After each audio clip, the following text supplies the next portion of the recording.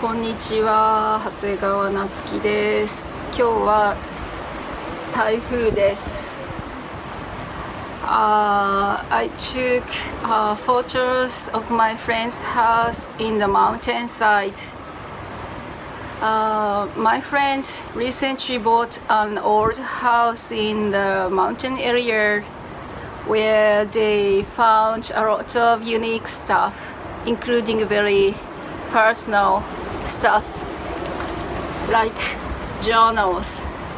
I hope I can show you some personal or unknown parts of life in Japan.